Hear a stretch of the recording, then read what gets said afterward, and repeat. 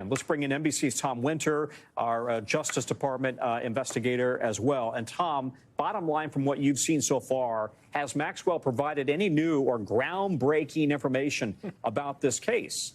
Not at all, Tom. That's the bottom line on the bottom line. I mean, we don't have anything new here today in the course of the 300 pages, at least the ones that we've read so far. Still combing through it, want to go through line by line, sentence by sentence. But there's nothing here that seems to provide any sort of new investigative lead. Not surprising at all, because the FBI already had all the evidence surrounding Ghislaine Maxwell, had looked at it, and if there was something that they thought they could pursue, they would have either approached her with a potential plea deal. That did not occur, or they could have gone with more charges against her. So we're not too surprised about that. One thing she did address was the idea of the list, the so-called Epstein list. And we can take a listen to that portion of the interview right now.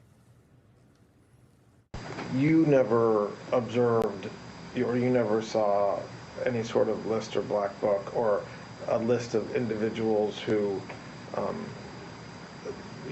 linked to certain masseuses or Absolutely anything no. like that? Absolutely no. There is no list. There is no, I'm not aware of any blackmail. I never heard that. I never saw it, and I never imagined it.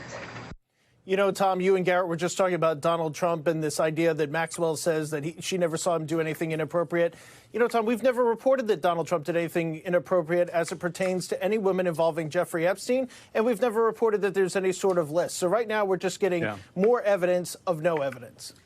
The other interesting, this is such a tangled, convoluted web.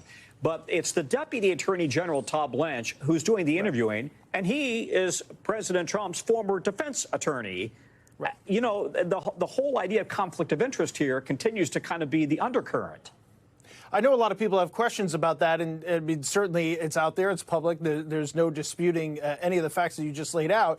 There was also an FBI agent in the room, and that is important because had Maxwell, and Blanche spells this out in the initial, the beginning of their discussion, it says, look, pretty much whatever you say here today, we can't use against you, but if you lie, there's an FBI agent in the room here, and I'm a federal official, that's a federal agent, and you don't have to be under oath. If you willfully lie, if it is determined that you knowingly lied to an FBI agent under oath or not, you are on the hook to be charged. And so that is something that they did lay out. I know, obviously, Garrett touched on it.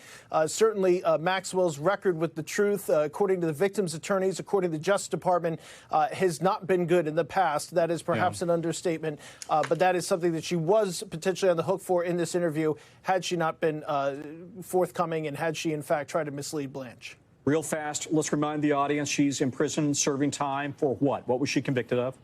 Well, she was convicted from at least 1994 to the early 2000s of being somebody who recruited girls and trafficked them. And she was also convicted of actually taking part in the abuse herself. Girls as young as 14 years old, Tom. Yep. Tom Winter, thank you very much. We thank you for watching. And remember, stay updated on breaking news and top stories on the NBC News app or watch live on our YouTube channel.